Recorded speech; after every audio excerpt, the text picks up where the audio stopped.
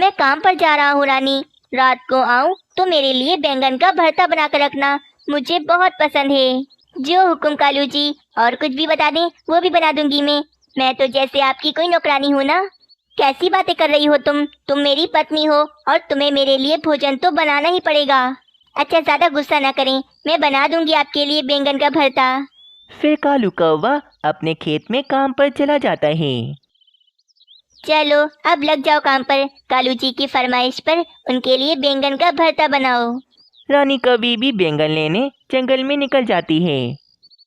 अरे रानी कवि, क्या बात है, इतनी खामोश और इतनी उदास क्यों बैठी हो यहाँ पर? थक गई थी बहुत, इसीलिए इस पेड़ पर आकर बैठ गई। परंतु मेरी जिंदगी में तो आराम लिखा ही नहीं। मुझे अभी घर जाकर कालू जी के लिए बैंगन का भरता बनाना है और घर की सारी सफाई भी करनी है मुझे।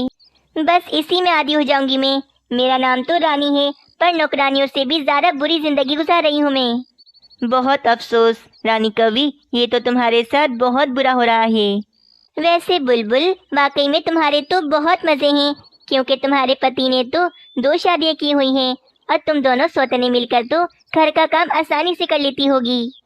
हाँ, मेरा नाम मोती है, मैं भला काम क्यों करूँगी? मैं तो अपने घर का सारा काम अपनी सौतन बुलबुल से करवाती हूँ। बहुत डरा कर रखा हुआ है मैंने उसे। पता है, जब से मेरे पति ने दूसरी शादी की है मुझे तो बहुत आराम हो गया है। मैं बस सारा दिन घर में आराम करती हूँ और मेरी सौतन घर की सारी साफ सफाई कर लेती है। इतना कहकर वे बुलबुल वहां से चली जाती है। अरे वाह, इस मोती बुलबुल की तो जिंदगी कितनी अच्छी हो गई है। क्यों ना मैं भी कालू जी की दूसरी शादी करवा दूं और अपनी सौतन से घर का सारा काम करवाऊं। फिर तो मेरी जिंदगी भी इस बुलबुल की तरह हो जाएगी। मैं सारा दिन आराम करूंगी और अपनी सौतन से काम करवाऊंगी। आने दो कालू जी को, आज रात ही बात करती हूँ। रात हो जाती है और कालू कौवा अपने काम से अपने घर पर आ जाता है। हाँ रानी, क्या भोजन बनाया है तुमने? इतना स्वादिष्ट है कि खाने का बहुत मजा आ रहा है। कालू जी, भोजन छोड़ें और मुझे आपसे बहुत ज़रूरी बात करनी है। मेरी बात सुने। अच्छा बोलो बोलो, क्या बात है भाई, मैं सुन रहा हूँ। आप सारा दिन कितना काम करते हैं और कितनी मेहनत करते हैं, पर मैं आपका अच्छे से ख्याल नहीं रख पाती। इसीलिए मैं चाहती हूँ कि आप दूसरी शादी कर लो, ताकि आपकी 2 पत्नियाँ मिलकर आपका बहुत अच्छे से ख्याल रखें। ये बात सुनकर तो कालू कौवा मन ही मन बहुत ज्यादा खुश हो जाता है। वैसे रानी, मेरा तो मन नहीं है दूसरी शादी का, पर अगर तुम चाहती हो तो मैं दूसरी शादी करने के लिए राजी हूँ। अरे वाह, ये तो बहुत अच्छा हो गया। बस ठीक है, मैं जल्द से जल्द आपके लिए कोई सुंदर सी कवि ढूंढ लेती हूँ। अगली ही सुबह रानी कौवी अपने दोस्त सोनी कौवी को अपने घर पर बुलाती है। मुझे सुबह सुबह अपने घर पर क्यों बुला लिया है? क्या कोई ज़रूरी बात है? देखो सोनी कवि, मैं बात ज़्यादा घुमा फिरा के नहीं करूँगी। मैं बस तुमसे ये पूछना चाहती हूँ, क्या तुम मेरे पति कालू जी से दूसरी शादी करना चाहोगी? तुम्हें तो पता है कि मेरे कालू जी कितने अमीर हैं। उनका अपना बड़ा सा घर है और तो और अपना एक बड़ा सा खेत भी है। ये सुनकर सोनी कौवी सोच में पड़ जाती है। अरे वाह, ये तो बहुत अच्छा मौका है। इतना अमीर कौवा मिल रहा है, इससे तो मैं शादी ज़रूर करूँगी। मुझे मंजूर है रानी कवि, मैं शादी के लिए तैयार हूँ। हम दोनों मिलकर रहा करेंगे घर में। बेटा एक बार घर पर तो आजा, फिर बताऊंगी तुझे कि मिलकर कैसे रहते हैं। कालू कौवा भी सोनी कौवी से शादी करने के लिए बहुत ज्यादा खुश था। चलो सोनी, आज मैं तुम्हें इस पूरे जंगल की अच्छे से सैर कराता हूँ। कालू कौवा सोनी कौवी को लेकर जंगल की सैर कराने ले जाता है। और तभी मीनू चिड़िया रानी कौवी के पास आती है। रानी कवि, ये मैं क्या देख रही हूँ कि तुम भला कालू कवि की दूसरी शादी क्यों करवा रही हो? क्या तुम्हें पता नहीं कि शादी के बाद तुम्हें कितनी मुश्किल होगी? मीनू चिड़िया, तुम्हें पता नहीं है कि रानी कवि भी बिना सोचे समझे कोई काम नहीं करती। मैं तो कालू कवि की दूसरी शादी करवा के ही रहूंगी। ठीक है भाई रानी कवि, मेरा काम था तुम्हें समझाना, बाकी तुम्हारी मर्जी। पर मैं कह देती हूँ तुमसे, तुम बाद में बहुत पछताओगी। इतना कहकर मीनू चिड़िया वहां से चली जाती है। और बस कालू कौवा तो सारा सारा दिन सोनी कौवी के साथ जंगल में घूमता रहता था और बस भोजन के लिए अपने घर पर आता था। जल्दी जल्दी काम करो सोनी, अभी तुम्हें भोजन भी बनाना है। मैं कर तो रही हूँ काम, आप बस मुझ पर गुस्सा मत करें, मुझे आपसे बहुत डर लगता है। हाँ, अगर कोई भी काम गलत किया तो बहुत ज़्यादा मारूंगी तुम्हें, कि तुम याद रखोगी। रानी, रानी, रानी कहाँ खो गई हो तुम? मैं तुम्हें कब से आवाज़ें दे रहा हूँ। हाँ हाँ वो कालू जी, मैं तो बहुत हसीन सपना देख रही थी, जो कि बस जल्द पूरा होने वाला है। सपने बाद में देखना, अभी मुझे भोजन दे दो, मुझे बहुत भूख लगी है। हाँ हाँ आकर देती हूँ भोजन, अभी मुझे बुलबुल के पास जाना है, उसे मुझे शुक्रिया कहना है। रानी कौवी बुलबुल के पास उसके घर जाती है कि तभी रानी कौवी बुलबुल के घर में देखती है कि मोती बुलबुल की सौतन तो उससे घर का सारा काम करवा रही थी। तुमने रानी कौवी से मेरे बारे में क्या कहा था? हाँ, कि मैं घर का सारा काम करती हूँ और तुमने मुझे अपना नौकर बनाकर रखा हुआ है। बताओ बताओ, यही कहा था ना तुमने उससे? मुझे माफ कर दो, मैं तो बस रानी कौवी के सामने अपनी बड़ाइयाँ मार रही थी। ये सब रानी कौवी भी बैठी सुन रही थी। हाय रे, ये क्या देख रही हूँ मैं? इस मोती बुलबुल ने तो मुझसे झूठ बोला था। कहीं कहीं कालू जी की शादी के बाद भी सोनी कभी भी मेरा हाल इस बुलबुल जैसा ना कर दे। नहीं नहीं, मैं अभी जाकर मना कर देती हूँ सोनी कवि से कि कोई शादी नहीं होगी उसकी कालू जी से। ये कहकर रानी कौवी सोनी कौवी की तरफ जाती है। सोनी कौवी और उसका भाई बैठे बातें कर रहे थे। भाई, मैं आहिस्ता आहिस्ता उस कालू कौवे को अपने काबू में कर रही हूँ, और वो जो उसकी पत्नी है ना रानी, वो तो निहायत ही बेवकूफ़ है। उस रानी को तो मैं शादी के बाद बताऊंगी कि घर का सारा काम कैसे करते हैं, अपने घर का सारा काम करवाऊंगी उससे। और भाई तुम चिंता मत करो, तुम्हारे घोंसले की भी रोजाना सफाई मैं उससे करवा दिया करूंगी। ये सब सुनकर तो रानी कौवी गुस्से में आग बगोला हो जाती है। दुष्कवि, मुझे अपना नौकर बनाओगी तुम तो मैं तुम्हें छोड़ूंगी नहीं। और हाँ, कोई शादी वादी नहीं होगी तुम्हारी कालू जी से, आई बड़ी मेरे कालू जी से शादी करेगी। ऐसा कहकर रानी कौवी वापस अपने घर चली जाती है। कालू कौवे और तोते ने अपनी अपनी समोसों की दुकान खोली हुई थी। सब पक्षी सिर्फ कालू कौवे से ही समोसे खरीदते थे, क्योंकि कालू कौवे के समोसे कुछ ज़्यादा ही स्वादिष्ट होते थे, जबकि तोता अपने समोसों को कुछ ज़्यादा ही तल देता था, जिस कारण वे काले नजर आते थे। आखिर ऐसी क्या बात है कालू कौवे के समोसों में, जो सब पक्षी सिर्फ उसी के समोसे खाते हैं? पक्षियों, आलू बहुत ज़्यादा महंगा हो गया है, जिस कारण समोसों की कीमत में मैंने इजाफा किया है। मैं अब से एक समोसा 5 रुपए की जगह 10 रुपए में बेचूंगा। अरे बाप रे, ये तो बहुत ज़्यादा पैसे हैं कालू कौवे। बुलबुल बहन, 5 रुपए में मुझे कोई मुनाफा नहीं हो रहा, बस अब बुलबुल बहन 5 रुपए में मुझे कोई भी मुनाफा नहीं होता, इसीलिए अब जिस किसी को समोसा खाना होगा वो 10 रुपए ही देगा मुझे। कालू कौवा पक्षियों की भीड़ का फायदा उठाकर पैसों की लालच में समोसों के दाम बढ़ाने लगा था। वहीं दूसरी तरफ तोता सारा दिन अपने समोसे ऐसे ही लगाकर बैठा रहता था। बस तभी वहाँ पर मीनू चिड़िया आती है। अरे तोते, क्या बात है, इतने उदास क्यों लग रहे हो तुम? अरे क्या बताऊं मीनू चिड़िया, मैं इतनी मेहनत करके ये समोसे बनाता हूँ और कोई भी पक्षी मेरा समोसा खाता ही नहीं है। मीनू चिड़िया समोसों को देखती है तो सारे समोसे तो जले हुए थे। मीनू चिड़िया ये देखकर कहती है, अरे भाई तोते, इन समोसों को देखकर तो मुझे हंसी आ रही है। अगर तुम सारे समोसे जलाकर काले काले कर दोगी तो कौन खरीदेगा तुमसे समोसे? अच्छा एक बात बताओ, क्या तुमने अपने समोसे खुद कभी खाकर देखे हैं? मीनू चिड़िया, मैं क्या करूं, मुझे समोसे बनाने ही नहीं आते, इसके अलावा मैं कोई दूसरा कारोबार भी नहीं कर सकता। तोते, मैं उल्लू सेठ के पास नौकरी ढूंढने जा रही हूँ, अगर तुम कहो तो मैं तुम्हारे समोसे बनाने में तुम्हारी मदद कर सकती हूँ। मुझे बहुत स्वादिष्ट समोसे बनाने आते हैं। अरे इससे अच्छी और क्या बात हो सकती है मीनू चिड़िया, मुझे मंजूर है। तुम अब मेरे साथ समोसों का कारोबार करो, जो पैसे बनेंगे वे हम आपस में आधे आधे कर लेंगे। अगले दिन से ही मीनू चिड़िया समोसे बना कर काफ़ी सारे जमा कर लेती है। तोते, हम 5 रुपए में ही समोसे बेचेंगे, क्योंकि लालच अच्छी नहीं होती। बस फिर तोते की दुकान पर मीनू चिड़िया को देखकर कुछ पक्षी तोते की दुकान पर आते हैं। अरे मीनू चिड़िया, क्या ये तोते की दुकान तुमने खरीद ली है? नहीं नहीं कबूतर, आज से मैं और तोता मिलकर समोसों का कारोबार कर रहे हैं। अरे कबूतर, जरा हमारा समोसा तो खाओ, बहुत स्वादिष्ट है।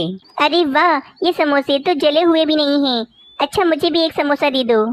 बस फिर वे दोनों पक्षी समोसा खाते हैं।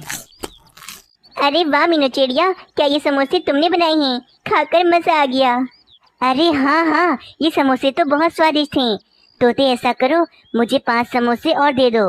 मैं घर ले जाकर अपनी पत्नी को भी खिलाऊंगा। बस फिर आहिस्ता आहिस्ता अब पक्षी कालू कौवे की समोसों की दुकान पर जाने के बजाय तोते की दुकान पर आ रहे थे और अब तोते की कमाई कुछ ज़्यादा होने लगी थी। अरे, ये आजकल पक्षी इतने कम क्यों आ रहे हैं दुकान पर? पहले तो भीड़ लगी रहती थी, अब ऐसा क्या हो गया? कालू जी, अब सारे पक्षी तोते की दुकान से समोसे खरीदते हैं, क्योंकि मीनू चिड़िया के बनाए हुए समोसे बहुत ज़्यादा स्वादिष्ट होते हैं। क्या इतना चालाक है वे तोता कि उसने मीनू चिड़िया को अपने साथ रख लिया? बस अगले दिन कालू कौवा अपने समोसों की दुकान खोलता है, परंतु काफ़ी देर हो जाती है और कोई भी पक्षी समोसा खरीदने नहीं आता। तभी वहाँ से बुलबुल गुजर रही थी। कालू कौवा बुलबुल को आवाज़ देकर अपने पास बुलाता है। बुलबुल, आज तुम मेरे पास समोसा खरीदने नहीं आई? क्या आज तुम्हें समोसा नहीं खाना?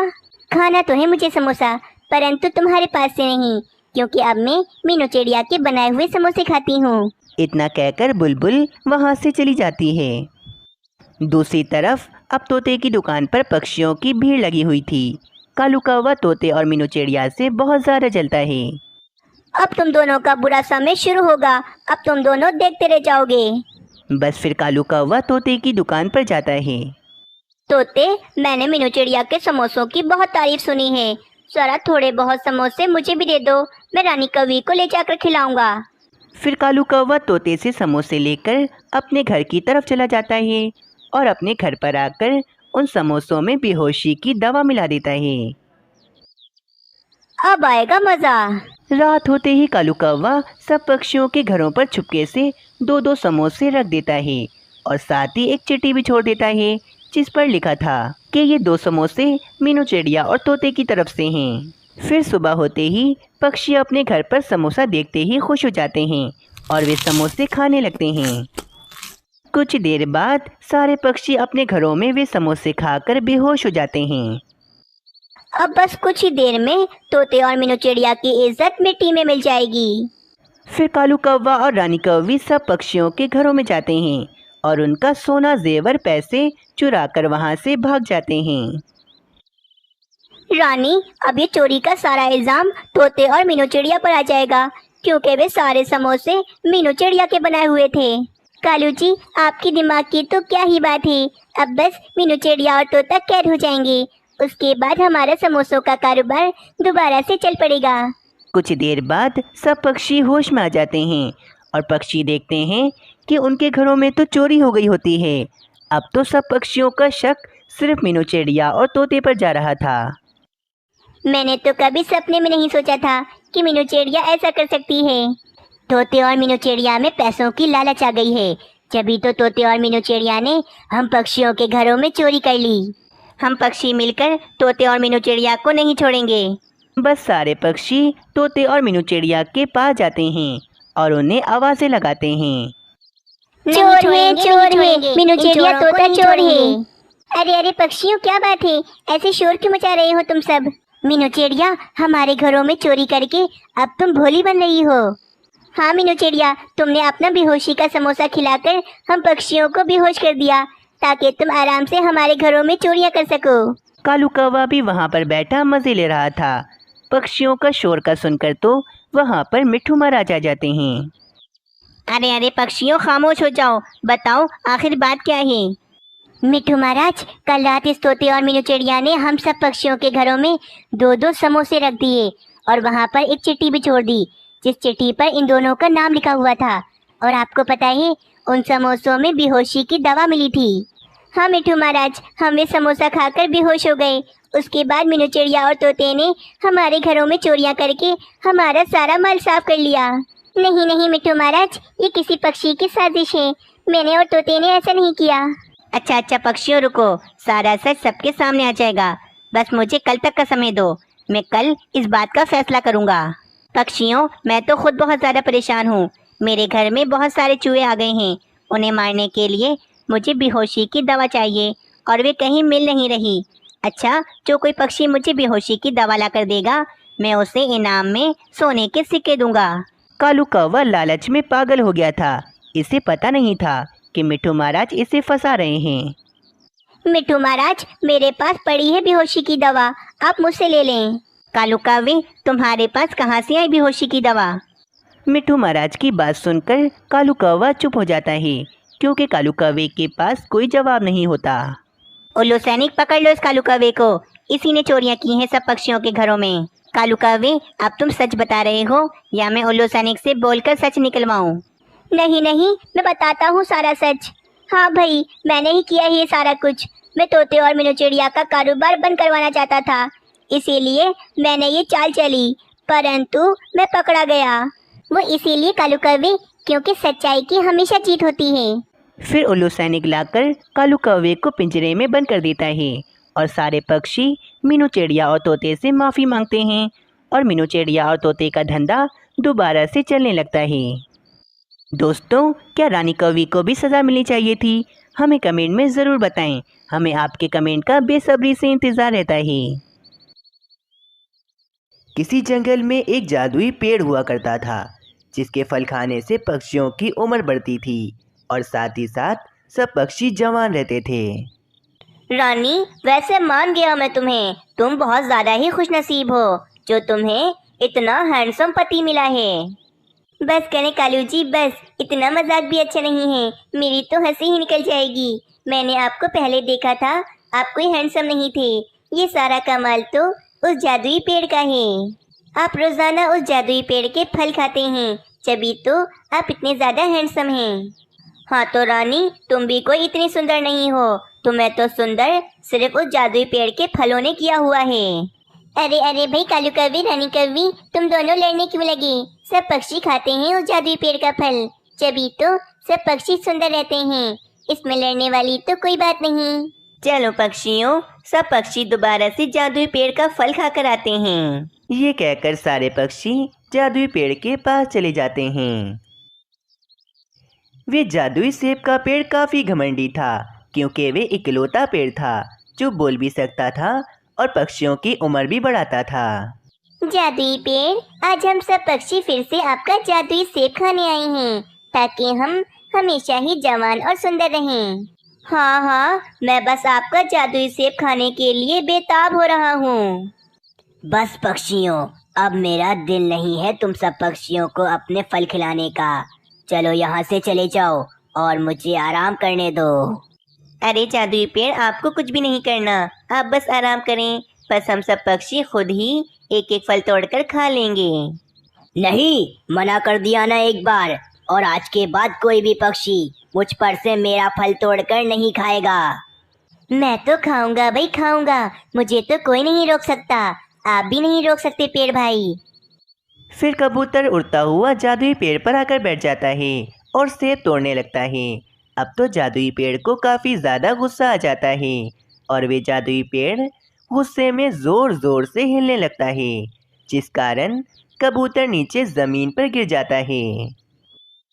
ओई माँ, मेरी कमर! अरे रे जादुई पेड़, ये तुमने क्या कर दिया? तुमने मुझे नीचे क्यों गिरा दिया? इतना भी घमंड अच्छा नहीं है। हम पक्षियों ने ही तुम्हें पानी दे देकर इतना बड़ा किया है, और अब तुम हम सब पक्षियों को ही अपने फल नहीं खाने दे रहे। ये अच्छी बात नहीं है, देखना तुम्हें इसकी सजा जरूर मिलेगी। जो बोलना है बोल लो, मुझे कोई फर्क नहीं पड़ता, लेकिन याद रखना, मैं इकलौता जादुई पेड़ हूँ जिसके फल खाकर तुम सब पक्षियों की उम्र बढ़ जाती है। लेकिन अब मेरा घमंड करना तो बनता है, मैं घमंड करूँगा। फिर सारे पक्षी गुस्से में वहाँ से चले जाते हैं। पक्षियों, वे जादुई पेड़ तो काफी ज्यादा घमंडी हो गया है, अब तो वे हमें फल तोड़ने ही नहीं देता। अब क्या होगा? वे जादुई फल तोड़कर हम बीमार पक्षियों को खिलाते थे, जिससे पक्षी बिल्कुल ठीक हो जाते थे, लेकिन अब क्या होगा? हाँ तोते, इस बात का दुख तो मुझे भी बहुत ज्यादा है, लेकिन हम सब पक्षियों को उस जादुई पेड़ को नाराज नहीं करना चाहिए था, क्योंकि वे जादुई पेड़ का फल ही बीमार पक्षियों को ठीक करता है। हाँ हाँ मीनू चिड़िया, तुम ठीक कह रही हो, हमें उस जादुई पेड़ से माफी मांग लेनी चाहिए, तभी जाकर वे पेड़ हमें दोबारा से अपने फल खाने देगा। फिर सब पक्षी दोबारा से उस जादुई पेड़ के पास जाते हैं। मुझे माफ कर दो जादुई पेड़, अब मैं बिना पूछे आपका फल कभी भी नहीं तोड़ूंगा। आप कहेंगे तो तोड़ूंगा, आप नहीं कहेंगे तो नहीं तोड़ूंगा। बस आप हमें माफ कर दें, अब से हम सब पक्षी आपकी सारी बातें मानेंगे। ठीक है पक्षियों, जैसा मैं कहूँगा वैसा करोगे तुम सब पक्षी। अगर मेरी बात नहीं मानी तो मैं बीमार पक्षियों के लिए सेब तोड़ने नहीं दूंगा तुम सब पक्षियों को। कुछ दिनों तक सब कुछ ठीक चल रहा होता है। जादुई पेड़ सब पक्षियों को अपने फल खाने दे रहा होता है। ये पक्षी तो मुझे सिर्फ पानी ही देते थे और बदले में मैं इन्हें जादुई फल दे रहा हूँ, जिससे ये कभी बूढ़े नहीं होंगे और इनकी सेहत भी काफी अच्छी रहेगी। ये पक्षी तो मुझसे बहुत ज्यादा फायदा उठा रहे हैं। मुझे अब इन पक्षियों को अपने फल नहीं देने चाहिए, वरना इस तरह तो ये पक्षी मुझसे फायदा उठाते ही रहेंगे। बस अब से मैंने सोच लिया है, मैं अपना एक भी जादुई फल पक्षियों को खाने नहीं दूंगा। अगले दिन तोते का बेटा बहुत ज्यादा बीमार हो जाता है। उल्लू वैजी तोते से कहते हैं, तोते जाओ जल्दी से वे जादुई सेब तोड़ कर ले आओ, तभी तुम्हारे बेटे की तबीयत ठीक होगी, वरना ये मर भी सकता है। चलो चलो तोते, जल्दी से जादुई पेड़ के पास चलते हैं और जादुई फल तोड़ कर लाते हैं। फिर मीनू चिड़िया और तोता जादुई पेड़ के पास चले जाते हैं। जादुई पेड़ भाई, बस जल्दी से हमें एक जादुई सेब तोड़ने दें। तोते का बेटा बहुत ज्यादा बीमार हो गया है, हमें जल्द से जल्द उसे जादुई सेब खिलाना पड़ेगा। अगर हमने उसे आपका जादुई फल नहीं खिलाया तो वे मर भी सकता है। चलो भाई तोते, जल्दी से सेब तोड़ो। नहीं चिड़िया, अभी मेरा फल नहीं तोड़ो, अभी मेरे आराम का समय है, बाद में आना, मुझे अभी आराम करने दो। जादुई पेड़, आप हमारी बात को समझें, नन्हे तोते की जान खतरे में है, हमें फौरन ही जादुई सेब नन्हे तोते को खिलाना पड़ेगा। हाँ जादुई पेड़, हमने कहाँ मना किया है, आप आराम करें, बस हम तो आपका एक फल तोड़कर यहाँ से चले जाएंगे। मैं कुछ नहीं जानता, मैंने कह दिया ना एक बार, मुझे अपना फल नहीं देना तो नहीं देना, बस यहाँ से चले जाओ। इस तरह वे घमंडी जादुई पेड़ अपना फल मीनू चिड़िया को नहीं देता, जिस कारण तोते के बेटे की मौत हो जाती है। अरे रे, मेरा बेटा उस घमंडी पेड़ की वजह से मर गया है, अब मैं उसे कभी माफ नहीं करूँगा। हाँ हाँ पक्षियों, आज से हम सब पक्षी कभी भी उस जादुई पेड़ को पानी नहीं देंगे, अब वे हमेशा ही सूखा रहेगा। एक हफ्ता गुजर जाता है, ना तो कोई पक्षी जादुई पेड़ के पास आता और न ही जादुई पेड़ को पानी देता। अरे अरे चिड़िया, मेरी मदद करो, मेरी मदद करो, मुझे पानी पिला दो, बहुत प्यास लगी है मुझे। अरे वाह, नन्हे पौधे तुम बोल सकती हो, इसका मतलब तुम भी एक जादुई पौधे हो। हाँ चिड़िया, मैं भी एक जादुई पौधा हूँ, लेकिन मेरी मदद करो, मुझे पानी पिला दो। उस जादुई पौधे को देखकर मीनू चिड़िया बहुत ज़्यादा खुश हो जाती है और उस पौधे को मीनू चिड़िया पानी देती है। फिर मीनू चिड़िया उस नन्हे पौधे को घमंडी पेड़ की सारी बात बताने लगती है। चिड़िया, तुम बहुत अच्छी हो, तुमने मुझे पानी दिया, अगर तुम मुझे पानी नहीं देती तो शायद मैं अभी जिंदा नहीं होता। आप बिल्कुल भी फिक्र मत करें, जब मैं बड़ा हो जाऊंगा तो मैं आप सब पक्षियों को अपने जादुई फल दूंगा। और हाँ, मैं कभी भी उस घमंडी पेड़ की तरह घमंड नहीं करूंगा, हमेशा आप सब पक्षियों का साथ दूंगा। बस फिर कुछ साल बीत जाते हैं। नन्हा जादुई पौधा अब बड़ा होकर पेड़ बन जाता है और काफ़ी ज़्यादा हरा भरा हो जाता है। वे जादुई आम का पेड़ सब पक्षियों को अपने आम खाने देता था और कभी भी किसी पक्षी को आम खाने से मना नहीं करता था। सब पक्षी जादुई पेड़ का आम खाकर काफ़ी ज़्यादा तंदुरुस्त थे। दूसरी तरफ वे घमंडी जादुई पेड़ अब पूरी तरह से सूख गया था और अब उसके ऊपर जादुई फल भी नहीं लगते थे। एक दिन सारे पक्षी जादुई पेड़ को देखने आते हैं तो इसकी हालत बहुत बुरी तरह से होती है। हाय रे पक्षियों, जरा इस जादुई पेड़ की हालत तो देखो, कितनी बुरी हो गई है, पूरी तरह से सूख गया है ये पेड़। मीनू चिड़िया, सजा मिली है इस जादुई पेड़ को इसके घमंड की। मैं तो कहता हूँ इसके साथ जो हुआ बिल्कुल ठीक हुआ। पक्षियों, मुझे माफ कर दो। मैंने हमेशा से ही अपने इकलौते जादुई पेड़ होने का घमंड किया, और तो और उस बेचारे नन्हे तोते को भी अपना सेब नहीं दिया, जिस कारण वे मर गया। जादुई पेड़, आखिर क्या मिला तुम्हें इतना घमंड करके? जरा देखो अपनी हालत। अपने फलों पर तुम्हें कितना घमंड था, और आज तुम अपने घमंड की वजह से अपने फल खो बैठे हो। मुझे माफ कर दो पक्षियों, मैं जान गया हूँ कि हम पेड़ तुम पक्षियों के बिना नहीं रह सकते हैं। मुझे माफ कर दो पक्षियों। पेड़ भाई, हम सब पक्षियों ने आपको माफ किया, और अब आप देखिएगा, हम सब पक्षी दोबारा से मिलकर आपको बिल्कुल ठीक कर देंगे, आपको एकदम हरा भरा कर देंगे। बस इस तरह उस जादुई घमंडी पेड़ को अपने घमंड की सज़ा मिल जाती है और वे घमंडी पेड़ सब पक्षियों से माफ़ी भी मांग लेता है।